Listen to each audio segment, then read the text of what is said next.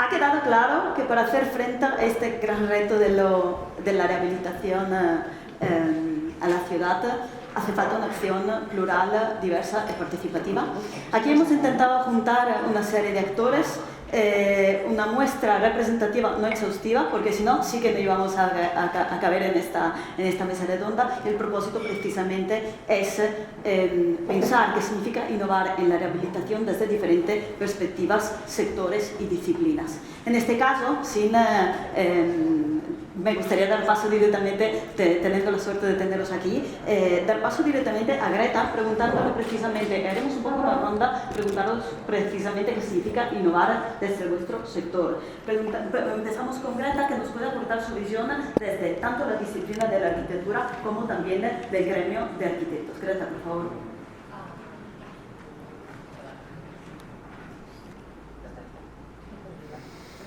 Hola, hola. Bueno, a mí me gustaría empezar hablando de una innovación que nos afecta a los arquitectos, pero al resto de agentes del sector y que es absolutamente imprescindible, que es la innovación en el marco normativo. Y en este sentido, la pregunta que nos lanzaba Isabela quería que habláramos del presente y bueno, tenemos buenas noticias en el presente. El 12 de marzo se aprobó en el Parlamento Europeo la nueva versión de la Directiva de Eficiencia Energética de la Edificación, la EPBD por sus siglas en inglés, que va a ser nuestro marco normativo para los próximos años y que responde a los retos climáticos que tenemos como sociedad. Estamos en un contexto de emergencia climática, la mayor parte de las naciones pues, nos hemos comprometido a través de los acuerdos de París a no aumentar los 2 grados centígrados para no poner más en riesgo la supervivencia de nuestra especie y en este sentido Europa ha reaccionado. En 2019 nos lanza el Pacto Verde Europeo, nos apela a llegar a la neutralidad de carbono en 2050 y en este sentido el sector de la edificación tiene una responsabilidad enorme. Antes hablábamos del 25% del consumo de energía, en Europa es el 40% el consumo de la energía por la edificación y el 36% de las emisiones de gases de efecto invernadero. Por tanto, tenemos una responsabilidad enorme todos los agentes del sector. Por tanto, el hecho de que tengamos este marco normativo que a partir del 12 de este mes vamos a empezar a tener 24 meses para transponerlo en España, bueno, en todos los Estados miembros, va a ser una herramienta sin precedentes que va a posibilitar hacer este salto de escala, ¿no? De esta aceleración de la rehabilitación. Antes Michael nos hablaba de las 30.000 viviendas que estamos rehabilitando al año. Son 350.000 que tenemos que llegar a rehabilitar. Es un salto de escala sin precedentes. Tenemos que multiplicar por 12 el ratio de rehabilitación y esto sin esta innovación en los instrumentos que tienen que permitir esta aceleración no va a ser posible.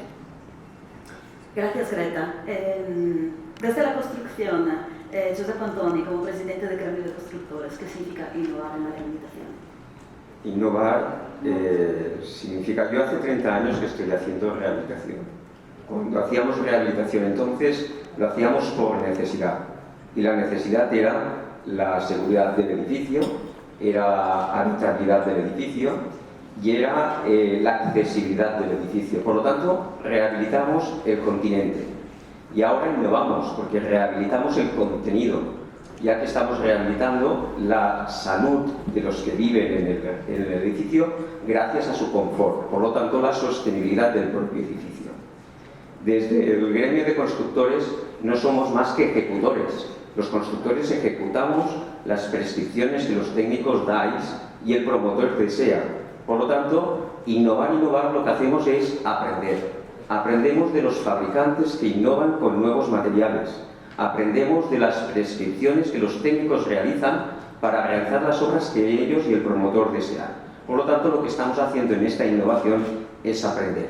No obstante, el gremio también lo que ha hecho es promover hacia la innovación y la sostenibilidad con la circularidad de los materiales. Lo que ha hecho el gremio con la Cámara de Contratistas es una fundación que le llamamos la Fundació per a l'Ordenació del Sector de la Construcción, donde hemos hecho un par de sellos. Un sello de responsabilidad documental, de manera que los promotores, los prescriptores, saben que estos constructores realizarán con calidad estas construcciones y rehabilitaciones. Pero sobre todo, de lo cual estamos más orgullosos, es un sello de responsabilidad medioambiental, un sello donde formamos e informamos que los constructores con los residuos segreguen correctamente para la circularidad de los materiales. Por lo tanto, lo que estamos es también innovando en esa ejecución de aquello que vosotros como prescriptores, promotores y técnicos realizáis de vuestras obras. Muchas gracias, Tony. Ana, antes hemos tenido la ocasión de escuchar a Gerard, que nos ha hecho un estatus, ¿no?, de la situación de rehabilitación. Nos gustaría saber desde el IMAP qué significa innovar en la rehabilitación y qué se está haciendo. Pues bien, yo me iba a dirigir un poco a Gerard, ¿no? La exposición que hacía antes de tenemos más dinero que nunca y es más complicado que nunca, ¿no? Porque al final las exigencias que teníamos antes, ahora con el Real Decreto, son muchísimo más exigentes. Entonces, por parte de la Administración, ahora mismo, innovar sería ayudar, acompañar, facilitar y sobre todo concienciar, ¿no? Crear esta conciencia que decía el teniente alcalde de intentar que realmente el ciudadano vea esta necesidad de rehabilitar, que ahora es el momento, que ahora hay más más porcentaje de subvención que nunca y que es un poco como el ahora o nunca, ¿no? Esto aterrizando un poco todo este acompañamiento a las convocatorias de Next Generation, estamos trabajando para incorporar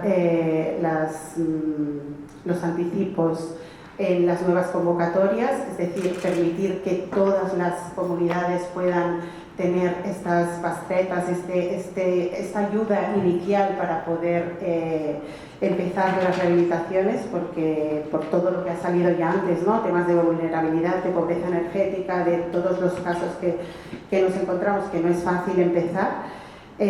Por tanto, para facilitar sería un poco el tema de los anticipos, incorporar también las resoluciones condicionadas a las nuevas convocatorias para intentar que todo digamos, de papeleo, no me gusta esta palabra, pero todas las gestiones previas que hay que hacer para poder presentar toda la documentación se pueda hacer de una manera menos exigente de entrada y tener 3 meses para poder hacer toda esta aportación.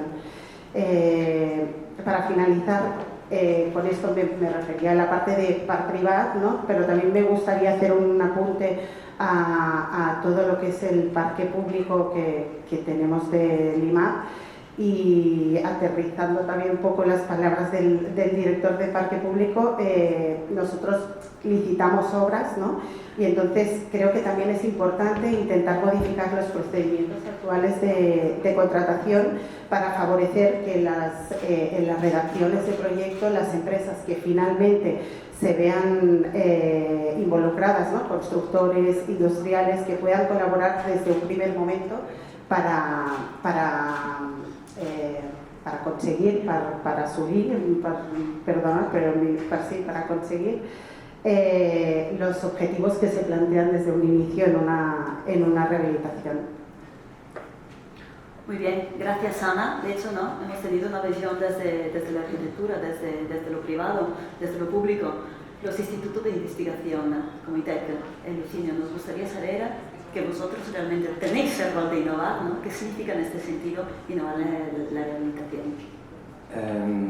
Para mí, personalmente, innovar significa o tiene mucho que ver con la mirada, ¿no? Con cómo miras el mundo, cómo te imaginas ese mundo. Si nosotros, por ejemplo, tuviéramos una máquina del tiempo y retrocediéramos 100 años y viéramos esa sociedad, y con el conocimiento que tenemos pudiéramos aportar cosas a esa sociedad, todo lo que aportaríamos sería innovación, ¿no?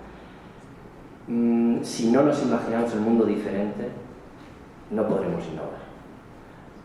Si no miramos el mundo de una manera diferente, no podremos innovar, ¿no? Eso aplicado a la renovación energética o la renovación significa que tenemos que aplicar medidas diferentes, económicas, porque el dinero lo tenemos, cosa que nunca ha pasado hasta ahora, ¿no? Tenemos toda la lluvia de millones de los Next Generation y no están gastándose, no se están gastando. Entonces, algo no estamos haciendo bien o algo no estamos entendiendo bien en todo este proceso. Al final, lo que buscamos en la innovación son soluciones, y las soluciones vienen del conocimiento, el identificar dónde están los problemas, dónde están las barreras, ¿no? Y muchas veces las barreras vienen en que quien se imagina ese mundo está muy lejos del mundo real. Entonces, la imaginación de la innovación tiene que ser posible y tiene que ser entendida por mis padres o mis abuelos. Entonces, si estamos muy separados, esa innovación pues tardará años en llegar, ¿no? Con el IMAP hemos trabajado y el IMAP ha ganado en el último Construmat el premio de sostenibilidad y ha innovado esos procesos de licitación, ha cambiado todos esos pliegos que han permitido la incorporación de la huella de carbono en licitación pública, ¿no? En 4 licitaciones de proyecto y obra que han sido innovadoras porque han visto las cosas de forma diferente, ¿no? Y cuando hablamos de la EPBD, pues nos está diciendo que tenemos que utilizar una metodología nueva, que es la metodología de Levels, que será la obligatoria. Pero ¿quién la conoce? ¿Cómo se aplica? ¿Cómo la vamos a hacer asumible en el mundo real, ¿no? Pues ese camino de innovación nos tiene que llevar a poderla aplicar, ¿no? Ahora voy por ti, ya que recuerdo a ver que tú has sido durante muchos años el director de mi doctorado y me decía, a veces inventamos cosas que hay que dejarlas en un cajón porque la sociedad no está preparada, ¿no? Entonces tenemos que buscar ese camino de innovar y que la realidad pues sea capaz de digerirlo, ¿no? Gracias, Luciño. Ya me lo pasó. Te ha tocado leer efectivamente desde la academia, desde las universidades. Bueno, pues recojo ese testigo. Porque yo, como sí soy un experto en temas de tecnología, quisiera tranquilizarles. No se preocupen por la innovación. La innovación por activa o por pasiva responde al incremento de la demanda. Yo tengo 1 millón de ideas buenas cada día. 1 millón o 1,5 millones quizás. Y la mayoría las tengo que dejar en un cajón. Mis estudiantes no tienen 1 millón o 1,5 millones, tienen 3 millones. Y los de la Elisama, y los de todos. Y todas partes tenemos millones de ideas buenísimas cada día, que hay que dejar en el cajón, porque lo que necesitamos es alguien que las recoja y las instituya. El problema no es problema de generar ideas nuevas. El tema es la innovación necesita ese motor del incremento de la demanda. A veces innovamos para encontrar demanda donde no la hay. Y otras muchas veces es el incremento de la demanda el que a partir de ahí nos exige y sacamos del cajón todo lo que tenemos y no se preocupen. Todo lo que tenemos son cosas estupendas.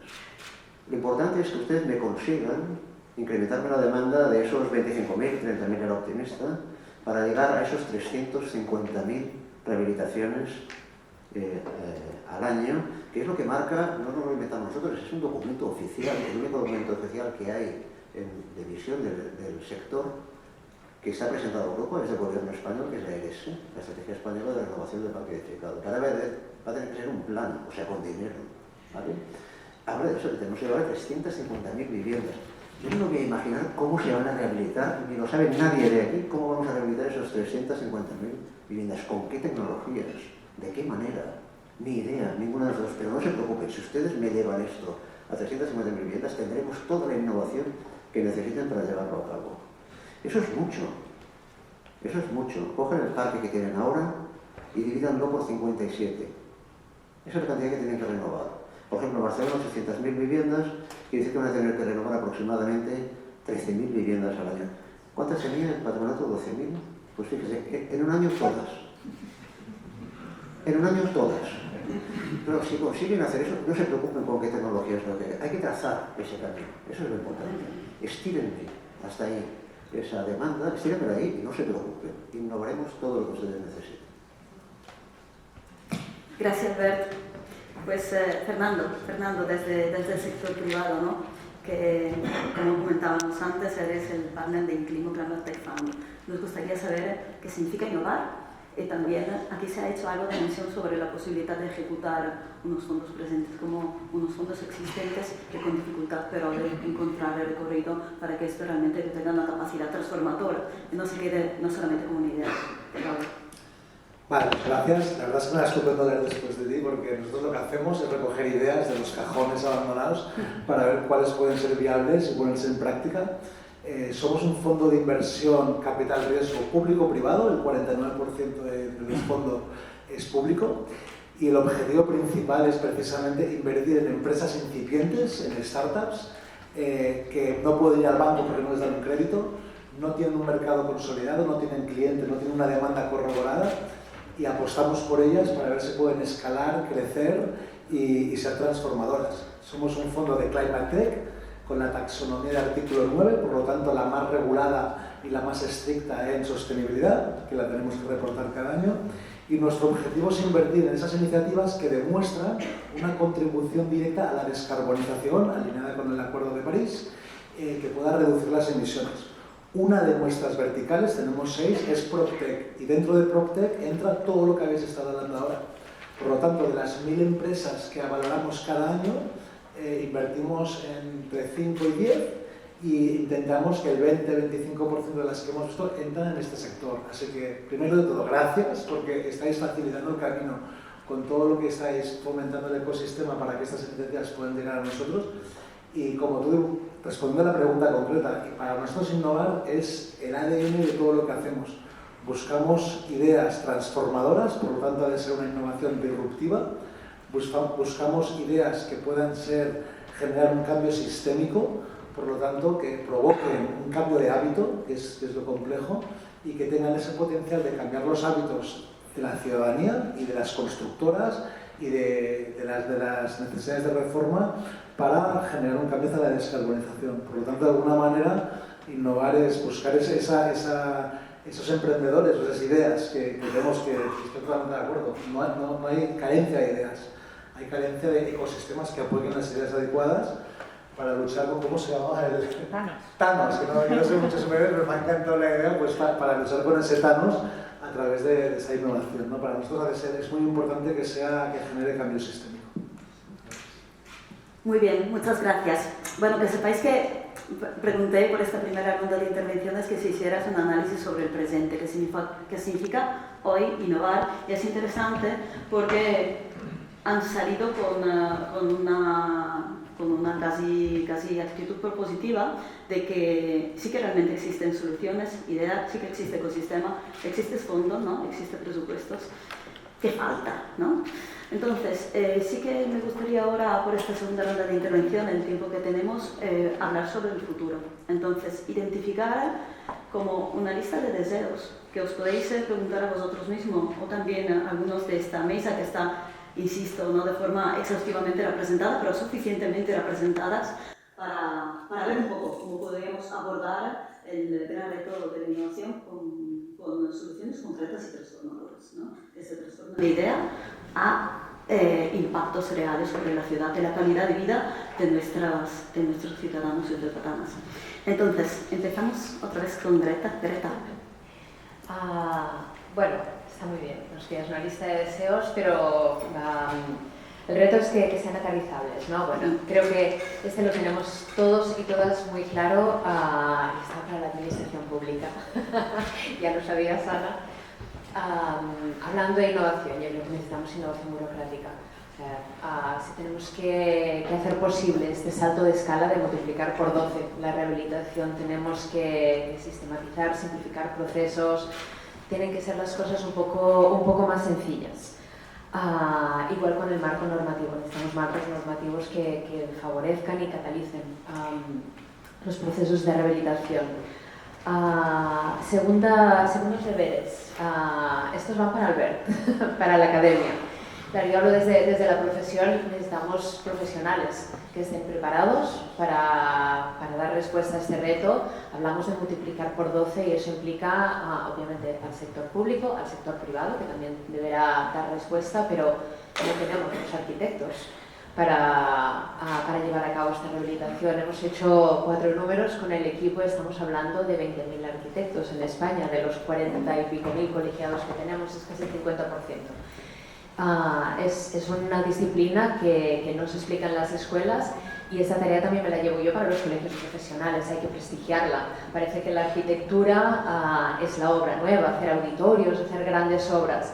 Esto ha quedado atrás. El reto que tenemos en este siglo es hacer rehabilitaciones energéticas. Además, hablando de innovación de marco normativo, tenemos la New European Bauhaus, que es un marco europeo que nos está dando los 3 criterios principales de sostenibilidad, de inclusión, pero también de belleza desde el sentido cultural, de pertenencia al sitio, y eso tiene absolutamente que ver con la rehabilitación y la transformación de nuestras ciudades. Y por último, también lo comentaban las compañeras de Vitoria State, la comunicación. Tenemos que explicar muy bien, los que estamos aquí arriba del escenario, los que estáis aquí abajo, porque si estáis aquí es porque estáis concienciados y sabéis de lo que estamos hablando.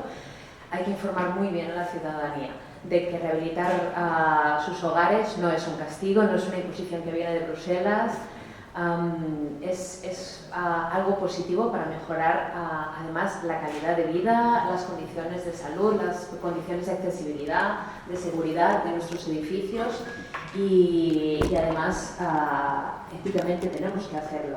Entre todos hemos generado el cambio climático y entre todos tenemos que resolverlo. Entonces, este mensaje positivo, construir este relato es imprescindible. Y ahí sí pido un compromiso por parte de todos y todas las que estamos hoy aquí. Gracias, Greta. Josep. La lista de deseos y reivindicaciones. Yo era la que esperaba. Quedan 29 minutos, creo que acordaré. Primero para la administración pública, a la que deseo que sea más ágil. Presupuestos plurianuales, no presupuestos anuales, presupuestos plurianuales, que a la ciudadanía le dé tiempo a pensar. La maduración del privado es más rápida que la del público, pero es lenta, tiene necesidad de maduración. Luego, por favor, la administración que se ponga de acuerdo, los señores o señoras de licencias, con los bomberos, con los del consorcio, que se pongan todos de acuerdo con patrimonio y que la licencia se haga de una sola vez, no que espere con diferentes documentos, requerimientos y propuestas de los diferentes departamentos, rápidamente. Que las subvenciones sean posibles, reales, que las convocatorias de los importes no sean excluyentes, que sean incluyentes, no excluyentes, y que esos importes sean más dinero a más gente, o sea, dinero a más gente, aunque sea con menos dinero, pero que llegue a más gente, que no sea excluyente. Pasando a otro término, pasaríamos a la base de precios, que no tiene nada que ver con IT, sino tiene que ver un poquitín con los prescriptores. No podemos licitar con precios de ayer, licitaciones hoy, obras para mañana. Es imposible. Os van a quedar los proyectos desiertos. Y repito, no licitemos hoy con precios de ayer para realizar obras mañana, porque el constructor, aunque os parezca mentira, necesita ganar dinero porque se lo pide Hacienda, nadie más. No los socios, Hacienda nos pide que ganemos dinero, porque si no, a los 3 años nos acusan de que hemos hecho un concurso de prevaricación. Esto también es responsabilidad, hacer esta lista de precios correcta. Y por último, para el mundo académico. Los constructores recibimos a menudo técnicos de las escuelas de arquitectura y las escuelas de arquitectura técnica. Y en nuestro pequeño mundo, es un mundo que está en la calle constantemente, necesitamos que estos técnicos estén preparados también en gestión económica, en gestión de divulgación, sobre todo para los que hablamos de rehabilitación y trabajamos con comunidades de propietarios. Necesitamos expertos, no solamente en arquitectura, que se sobreentienden, que todos vienen con mucha experiencia académica. Necesitamos también que tengan conocimientos cómo hablar con la gente, que tengan conocimientos de economía, que puedan divulgar, que puedan explicar. Bravo. Gracias, Josep. Bueno, hay muchos entre público, mucha administración pública, espero que hayáis tomado apuntes, que aquí se sepa. Ana, te ha tocado como sector público. No. Listas de deseos también, no solo respuestas. Bueno, por alusiones. A ver, bueno, decir que me llevo la lista de Greta, la de Josep, y seguro que sale más lista. Pero decir que estamos trabajando tanto en sistematizar procesos, totalmente de acuerdo con el tema de presupuestos anuales, el tema de licencias, patrimonio, es complicado, pero me lo llevo como tarea y avanzar eso, que estamos en ello. Y entonces ahora yo me gustaría hacer un poco de lámpara maravillosa, ¿no? Pedir mis 3 deseos, cosa que me implica en los 3 totalmente, nos implica como administración. Una sería la colaboración público-privada, esencial a horas ahora, perdón, me estoy dando cuenta que mi castellano es fatal, el tema de la colaboración público-privada, sobre todo con los colegios, ¿no? La creación de las OTRs para toda la gestión de los NEXT. Es súper esencial la tarea que hacen desde las OTRs para toda la convocatoria de edificios, porque es como nuestro frontal, ¿no? Nuestro front office de las oficinas de habitatge ahora son los colegios, o sea, súper importante la tarea de los colegios. También en cuanto a la colaboración público-privada, y ya en un segundo deseo, la facilidad de financiación por parte de los bancos. Súper importante, porque ya podemos intentar nosotros dar anticipos como administración para que se puedan agilizar los fondos, que si al final un vecino no sabe la cuota que le queda de manera anual, mensual, como se disponga a hacer el pago, es complicado. Y por último, y un poco también haciendo aquí de vengadora, ¿no? Como nuestras compis de Vitoria, y lo que decía Licinio, la mirada de cómo vemos el mundo es súper importante, pero hacer que la gente o que los ciudadanos vean el mundo de una manera que sea necesario rehabilitar, las campañas de comunicación son esenciales, es decir, si no concienciamos a la gente, si no estamos concienciados nosotros, si no predicamos un poco con el ejemplo de intentar llegar más allá y que realmente se vea esta necesidad, es imposible. O sea que mi tercer deseo, y para finalizar, sería intentar hacer campañas de comunicación o intentar concienciar desde la administración y desde todos los sectores, y lo que decían las comis de tú, cada uno de nosotros, estar implicados un poco en todo el tema de la rehabilitación. Gracias, Ana. Licinio, sí que nos gustaría también saber, vosotros que realmente os dedicáis también a identificar el futuro y ver cómo encaminarlo, ¿cuál es tu lista de deseos? Vamos. Sí, ¿no? Sí. Vale. Pues no empiezo, ¿no? Pero bueno, voy a intentar acotarlo a lo que es la innovación en la rehabilitación o en la parte de la rehabilitación, ¿no? Para mí el primer deseo tiene que ver cojo otra vez cómo vemos el mundo, y cómo vemos el mundo tiene que ver con el conocimiento, ¿no?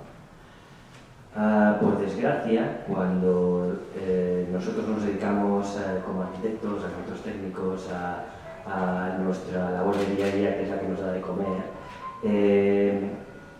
nos falta tiempo para formarnos, ¿no? Es decir, dentro de todo lo que tenemos que hacer, la formación queda como tenemos que buscar tiempo casi por la noche para podernos formar, ¿no? El problema es que, tal y como está yendo el mundo, a la velocidad que está yendo, es cada vez más necesario. Y quizá pensábamos que acabamos la carrera y ahí se había acabado, ¿no? Luego ya entraba nuestra vida profesional y ya a partir de ahí teníamos que todo hecho desde el punto de vista de la formación. Pero es que ahora esto no es así, ¿no? De los 20.000 arquitectos que estamos hablando, ¿cuántos de ellos son capaces de entender cuándo una rehabilitación energética puede llegar a funcionar o no? O cuáles son los mecanismos en los que tiene que aconsejar a una comunidad de vecinos de que ese tipo de rehabilitación energética es la correcta.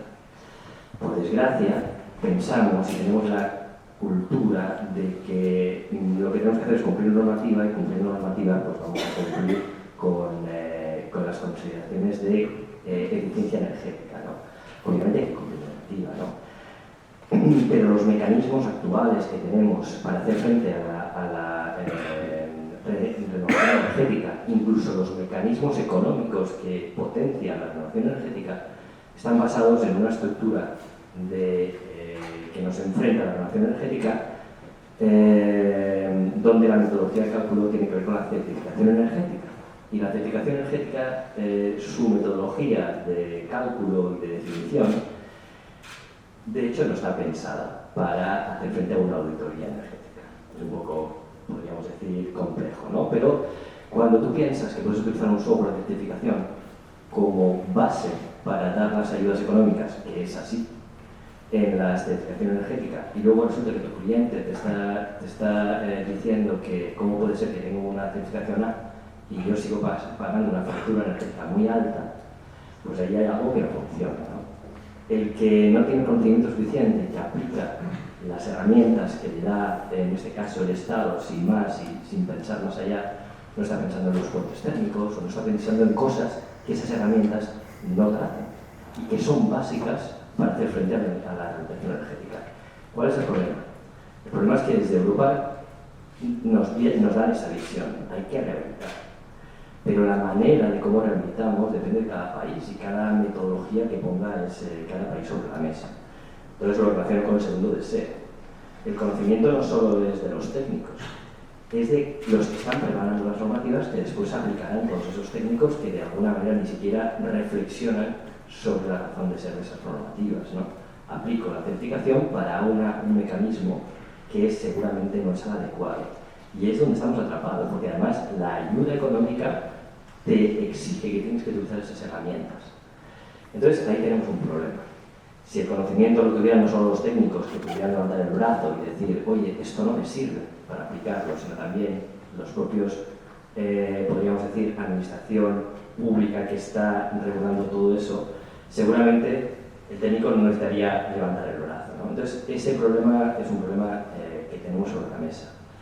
Estamos aplicando políticas de rehabilitación en el que se da una ayuda económica con metodologías que no son las adecuadas, porque no estamos analizando correctamente energéticamente el edificio donde nos encontramos. Entonces, la manera de poder arreglar esto es el conocimiento. El segundo punto es, obviamente ya lo hemos hablado, ¿no? ¿Cuáles son esos procesos administrativos? Si no nos basáramos en el proceso de certificación energética y tuviéramos procesos más profundos que nos ayudaran a incorporar criterios de sostenibilidad, pues podríamos no solo evaluar el consumo de energía de nuestros edificios, sino también el confort. Porque ¿cómo le vamos a decir a una comunidad de vecinos donde la mitad, yo lo he visto haciendo ITES, se han desconectado de la calefacción porque no pueden pagarla? ¿De qué sirven todos esos millones que van dirigidos a poder reducir la energía en un combustible fósil cuando es que no hay combustible? No hay combustible, ¿no? Entonces, ¿por qué no basamos esa rehabilitación energética en el confort? Que es para lo cual hacemos los edificios, ¿no? Para tener un confort. Si el confort se consigue independientemente del combustible, que es donde estamos basando la mayoría de las políticas, tendremos una manera mejor de poder llegar a aplicar esas políticas de rehabilitación. Si el confort es el objetivo, que lo es, entonces podremos trabajar más en la demanda y quizá podremos olvidarnos del combustible. Pero si nuestras políticas van dirigidas a cambiar el combustible, pues entonces ahí hay un porcentaje muy grande de la población donde ni siquiera llegan, ¿no? A eso es lo que yo me refiero cuando hablo de que la innovación tiene que estar relacionada con la realidad, porque no podemos crear unas políticas de ayudas económicas cuando la realidad está siendo otra, ¿no? Y el tercer deseo, obviamente, va por el más difícil, ¿no? Que es la parte política. Ni siquiera pido presupuestos plurianuales.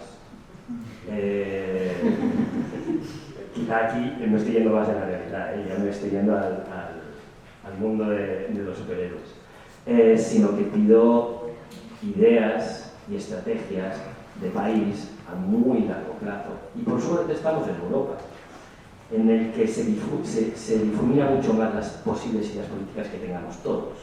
Europa nos determina hacia dónde tenemos que ir. Tenemos directivas europeas que hay que transponer. Por tanto, leamos esas directivas, vemos lo que están poniendo, veamos todo lo que no estamos cumpliendo, que es una bestialidad. Y definamos esa visión a mucho más largo plazo, porque es que ni siquiera hay que pensarlas, solo hay que leerlas, ¿no? Gracias. Albert. Bueno, como yo creo que no es el confort, es la habitabilidad. Es habitable una vivienda que en función de mi renta me hace daño, porque no tenga dinero para pagar la calefacción, me genera daños sociales y daños corporales. ¿Cuánto nos gastamos en sismo? ¿Qué va a pasar dentro de cuánto? ¿Alguien sabe cuándo va a ser el próximo sismo? Y en cambio, tenemos gente en pobreza energética, una parte considerable de la población está en riesgo de pobreza, 25%, ojo al dato, bueno, y no lo cubrimos. Bueno, no, simplemente contestar a la gente que pide la formación de los arquitectos. A ver, a los arquitectos en las escuelas, como supongo que todos los profesionales, formamos en función de lo que se hace en la calle. Cuando me hagáis, los formaremos así. Y debo decir que en mi escuela, en ese sentido, nos hemos arriesgado y hace tiempo que vamos adelante. Los estudiantes que salen de nuestra escuela, pueden hacer como aquel de calculan el carbono, así os acordáis del anuncio de los kilowatts o calculan así, se llama con eso de serie, ¿no? Pero en realidad lo hacemos de serie de eso. Y ahora vean bien, por favor. 3 deseos. Yo creo que hay que hacer aquello de ser razonables, pedir lo posible. Y 2, claro, ahora me fastidia un poco más el de la Capitán América y los Vengadores y tal. Eso es muy moderno, yo soy un boomer. Y entonces, claro, a mí me ocurren otras cosas. Como yo creo que lo que tenemos que hacer es redefinir las virtudes teologales. Si os acordáis, en la fe, la esperanza y la caridad. La fe. Necesitamos mucha más fe de que es posible y viable la rehabilitación. En realidad, no os lo creéis ninguno. Ninguno en vuestra actividad cotidiana, en vuestra formación, en vuestra organización de vuestras organizaciones, se cree en eso de verdad. Pues si no os estaréis organizando para hacerle frente, y no lo estáis haciendo. ¿Vale? Por lo tanto, necesitamos fe. Si no hay fe, no vamos a conseguir porque no vamos a cambiar nuestras actitudes. Y eso es importante. Ya digo, ninguno de nosotros se lo cree. Y si no nos lo creemos, no va a ser posible. Por tanto, más fe. Segundo, menos esperanza. La esperanza es aquella idea que tienen todos los cristianos de que Dios proveerá y estará ahí. No. Las chas tienen esperanza o hay que entrarte, como hacía Dante en la entrada de Inicial. Dejar la esperanza. No va a venir nadie, ni el ministerio, ni la legalidad, ni nadie hará las cosas. O organizamos, o tenemos un cambio de modelo que sale de nosotros, de nuestra cooperación, sale de ahí, de coger agendas compartidas y ponernos a ellos, sacar un modelo organizativo y cambiar las leyes. Las leyes la hacen una gente, yo los conozco. No sé por qué reír, los conozco, sé quiénes son. Aquí corrigen a sus hijos. Y esos no son los amos del mundo que tienen 5. No, los amos del mundo somos nosotros, el sector. Tenemos que ponernos a hacerlo y cambiarlo. Proponer modelos e ir ahí, ir encima de eso. Y proponernos desde lo que es el sector. Si nosotros no lo hacemos, yo digo, las chicas tienen esperanza, nadie os lo va a poner. O os va a poner una cosa que no os interesa en absoluto. Más fe, menos esperanza. Busquemos que es el camino. Y la caridad bien entendida.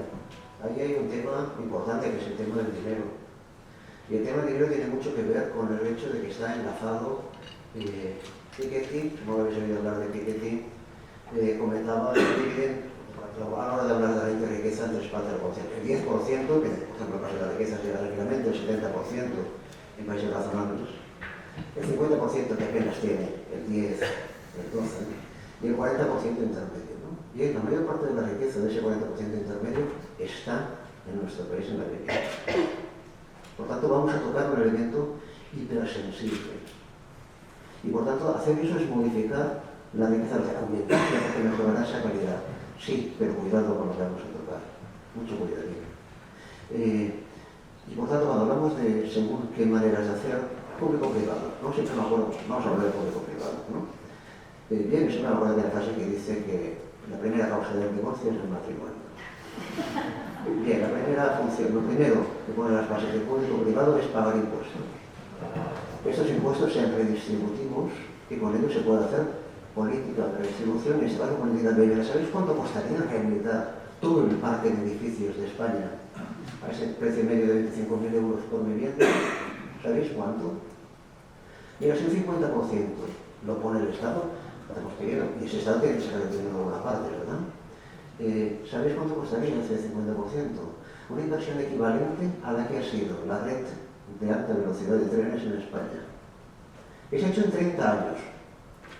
¿Cuánto tiempo tenemos para hacerlo? Por lo tanto, es un esfuerzo grande, pero es un esfuerzo que ha existido. Debemos plantearlo desde ahí, de acuerdo con la evaluación público-privada en la que cada uno puede acordar, pero sobre todo pensando que eso, nosotros vamos a pedir dinero a Europa si hace falta, y de dónde viene el dinero de Europa, pues lo mismo, necesitamos dimensionarlo todo, ponerlo todo juntamente. O sea, la caridad no entendida.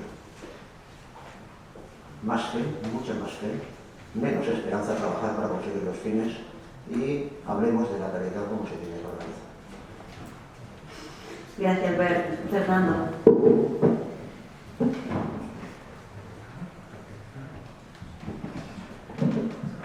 Pues para acabar, si no funciona así, un deseo y una reflexión. La primera reflexión, para mí un deseo del futuro es como el deseo del presente, ¿no? Yo me dedico dedicando a la sostenibilidad desde hace 25 años y para darle un toque un poco optimista, ¿no? Saliendo del, hemos pasado como del catalán emprenyat al sostenible, al ecologista o al reformista emprenyat, yo creo que los avances han sido increíbles, ¿no? Si miramos, si a mí hace 25 años me dijeran que hoy a nivel tecnológico estamos donde estamos, con la tecnología disruptiva que permite crear e innovar a estos costes tan baratos desde cualquier casa, que el talento de los jóvenes, en vez de querer trabajar para multinacionales, quieren innovar en empresas disruptoras que encima generen un impacto positivo, que la regulación que siempre la hemos tenido de frente en la sostenibilidad, la tenemos como viento de cola y está generando un marco que potencia y ayuda a las empresas que van a generar un cambio sistémico en estos ámbitos, y que encima el capital, tanto público, no hay área hacia la descarbonización, por ejemplo, con los fondos europeos y los fondos que hay de capital público que estén financiando más esto, y también está entrando el privado, ¿no? Yo creo que el contexto hasta ahora ha sido muy positivo. Tenemos herramientas y tenemos mecanismos y tenemos ganas y voluntades como no había habido antes. Yo creo que es un momento único para ser muy ambiciosos en el proceso de transformación, equivalente a los grandes retos, que son enormes y que han ido aumentando, ¿cierto? ¿No? Me acuerdo cuando yo empezaba, a nosotros cuando trabajamos en la sostenibilidad nos llamaban los sandías, ¿no? Que éramos verdes por fuera, rojos por dentro, porque proponíamos una agenda verde. Hoy hasta los gobiernos más conservadores están proponiendo una agenda sostenible. Entonces yo creo que esto es muy positivo y muy interesante tener en cuenta a la hora de avanzar hacia los nuevos retos, porque realmente lo que hemos logrado hasta ahora, como me encanta la respuesta de porque siempre hay un terreno, creo que es esta voluntad de ciudadanía que lo ha hecho posible y lo estamos logrando en el ámbito de sumar voluntades. Deseo humilde y pequeño, porque creo que en ese sentido estamos hablando muchas fuerzas, salir de la zona de confort. Yo es la cuarta jornada que participo en menos de 2 meses sobre vivienda y descarbonización, y los 4 eventos completamente diferentes en cuanto a grupos. O sea, que creo que aún hoy todos hablamos de alianza dentro de nuestros siglos, dentro de nuestras comunidades, pero hay muy poca mezcla. O hay inversores con emprendedores que son PowerPoint, que aún no han salido, ideas que aún no han salido del PowerPoint buscando capital, o son las grandes constructoras que buscan brokers que buscan licencias, o los académicos buscando ideas en plano, o los multilaterales. Pero esta mezcolanza, como puede ser esta mesa, y gracias por haberla construido, es muy atípico. Y yo creo que estas soluciones hacen hincapié a que realmente salgamos de la zona de confort y trabajemos de una manera más transversal de verdad, porque una vez más las alianzas hablamos, pero yo creo que a la hora de la verdad se ve poca mezcolanza entre sectores. Gracias. Gracias, Fernando. Lo tomamos como deber, no solo como deseo. No os miento, tenemos 5 minutos más y no os voy a dejar con la frustración de no dar respuesta a los que os habéis repartido los deberes en esta mesa. Si queréis intervenir, 1 minutito y ya cerramos, que nos espera el café.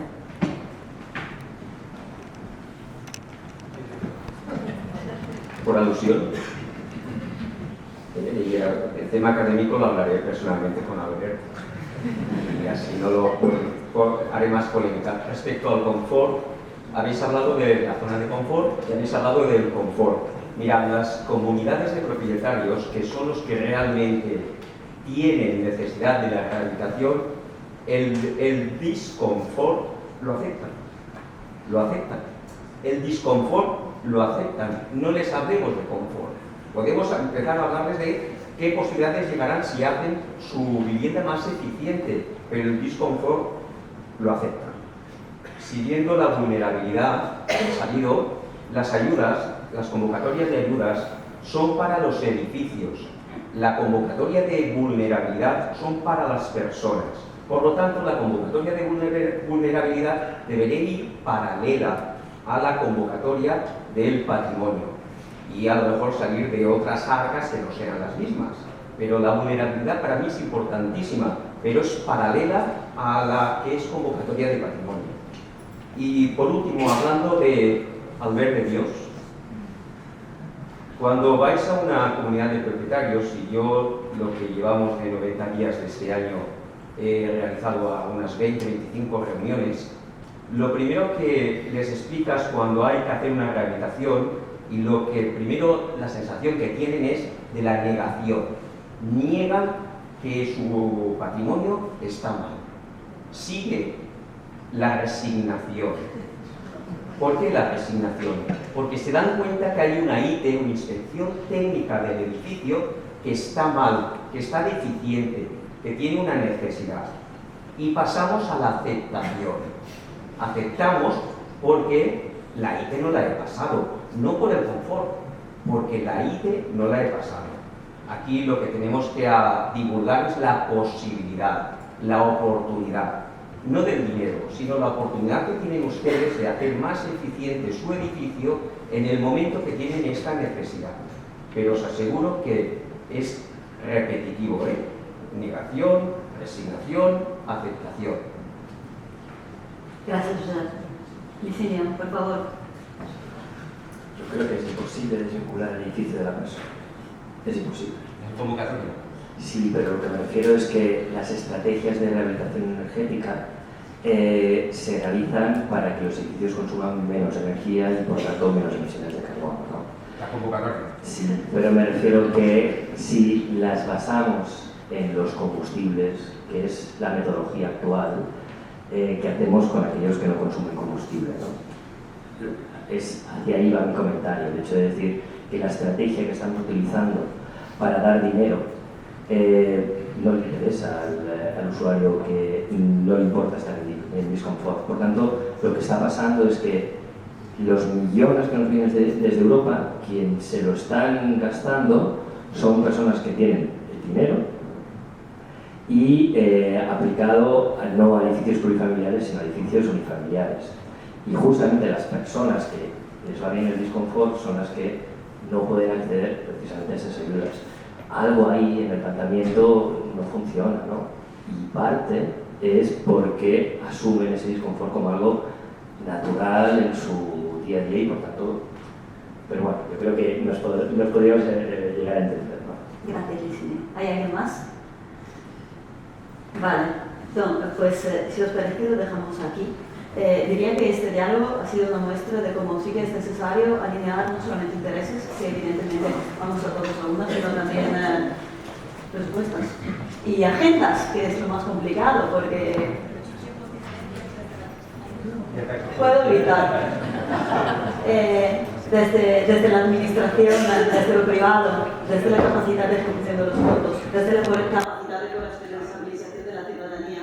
Así que en este sentido yo creo que se han identificado no solamente retos compartidos, sino también obstáculos compartidos y deseos compartidos.